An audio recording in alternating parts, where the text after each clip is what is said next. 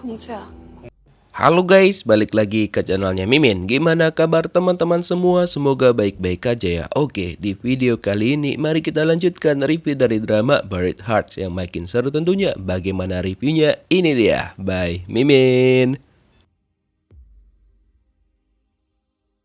Ternyata sebelum tersadar dari pingsannya, So Dongju itu bermimpi bahwa dia itu sebenarnya dikejar-kejar sama orang lain, kemudian dia terjatuh ke dalam laut. Makanya itulah yang dia pikirkan ketika dia bangun, penyebab dari kecelakaan yang dia alami.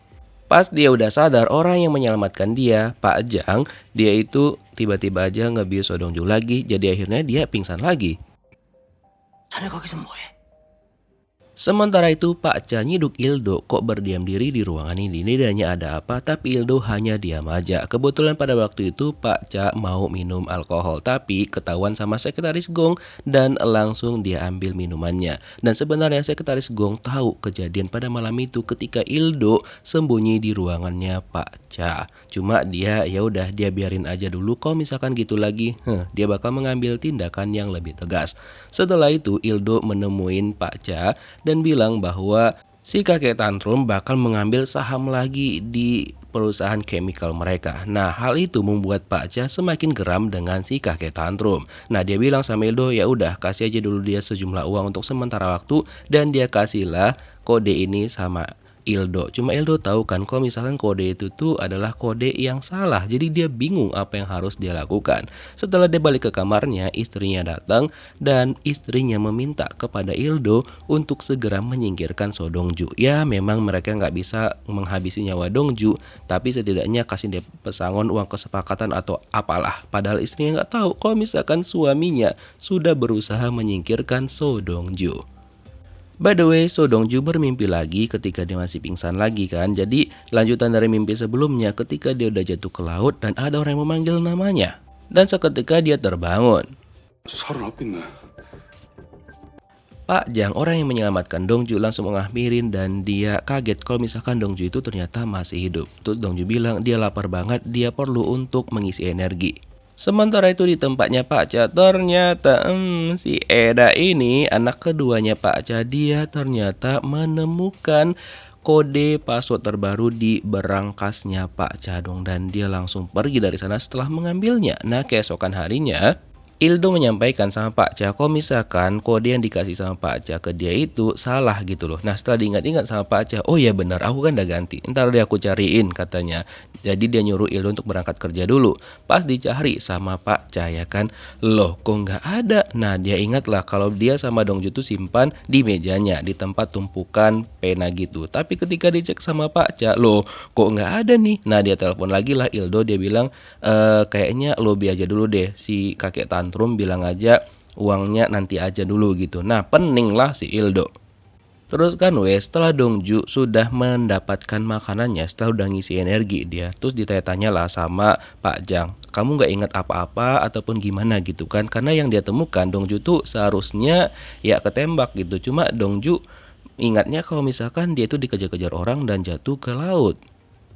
Tapi Pak Jang mencoba untuk meyakinkan dia dan menunjukkan bukti bahwa ada peluru di tubuhnya Dongju, ada sekitar 2 peluru. Tapi dia nggak ingat apapun tentang hal tersebut. Lalu Pak Jang ngebawa Dongju tempat pertama kali dia nemuin Dongju ya kan. Tapi Dongju tetap aja nggak ingat tentang hal tersebut. Ya udah, setelah itu mereka memutuskan pulang aja. Nah, ketika di perjalanan kan ada hujan deras. Nah, pada saat itu Dongju agak ingat sedikit nih. Ketika dia keluar dari laut dan juga menuju rumahnya Pak Jang pada malam itu. Tapi hanya sekedar itu aja yang dia ingat, selebihnya dia samar-samar.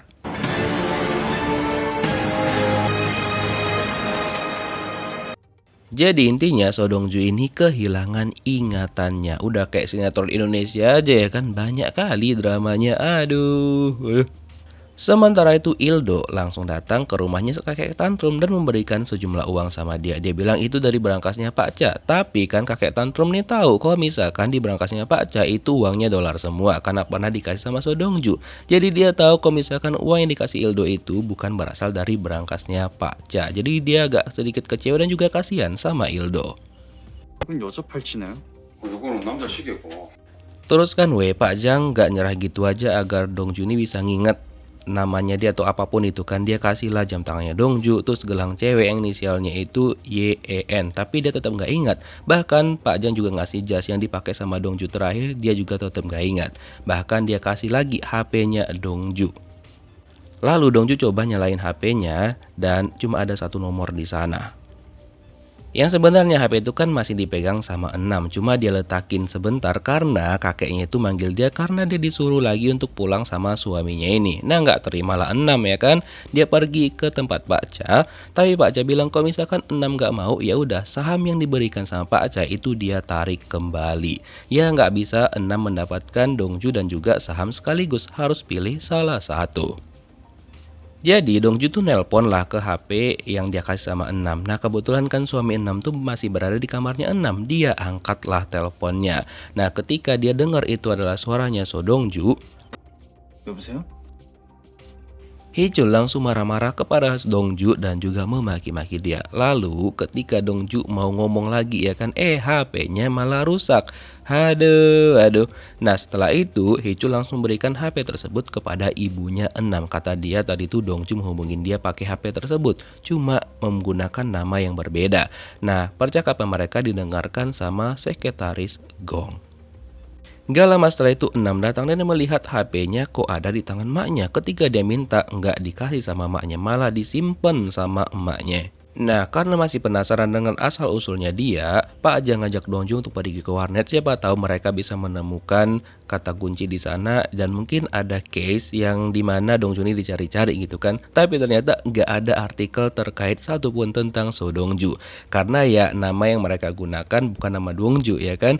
Lalu Pak Jang nanya sama Dongju lagi, apa Dongju beneran nggak mau ngelapor sama polisi? Dongju bilang nggak deh, insting dia mengatakan enggak. Setelah itu Pak Jang mendapatkan telepon dari temannya tempat memperbaikin HP kalau HP-nya Dongju itu udah selesai. Ya udah dia kasihlah dan dia bilang sama si tukang HP kalau Dongju itu adalah adiknya dia.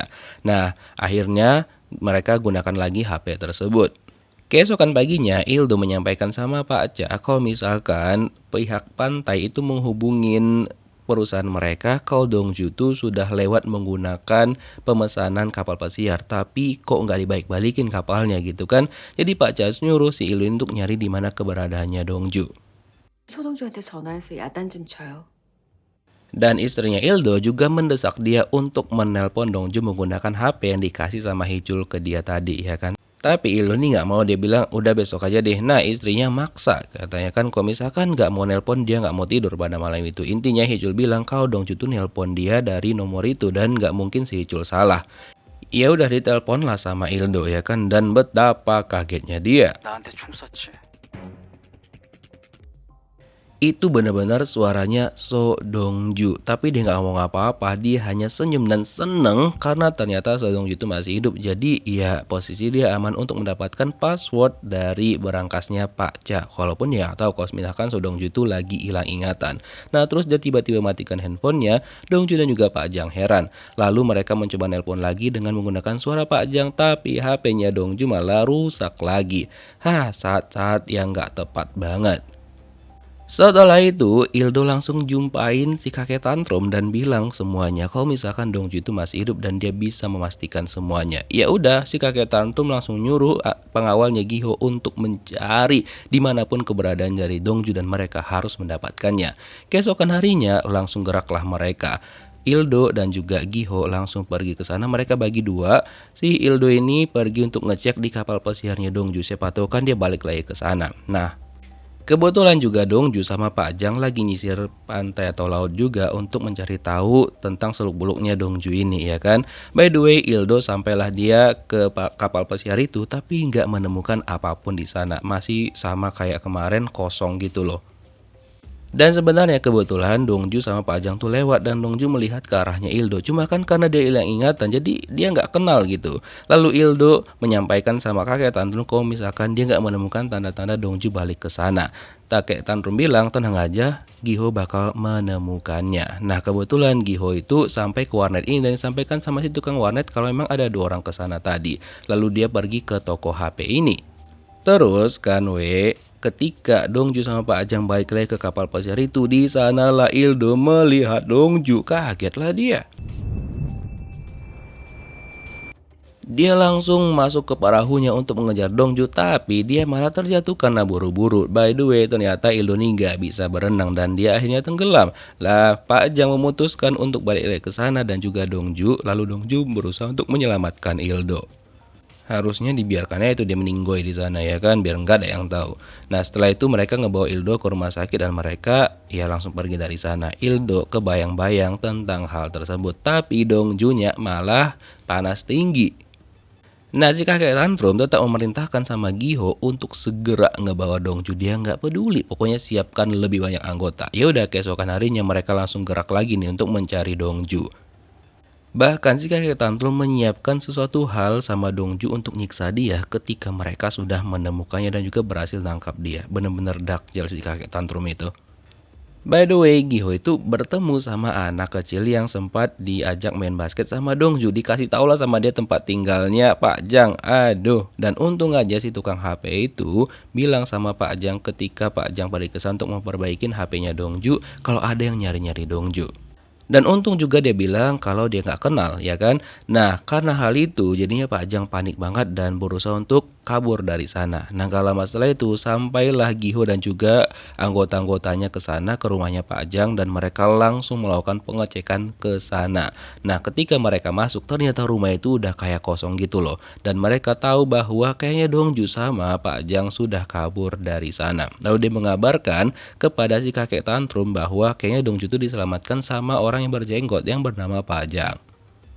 Karena udah kesana kemarin nyari nggak ada, akhirnya mereka memutuskan pergi dari sana yang ternyata Pak Jang sama Dongju itu bersembunyi di suatu tempat rahasia di rumah itu. Lalu mereka langsung pergi dari sana dan ternyata jenggot sama kumisnya Pak Jang itu palsu.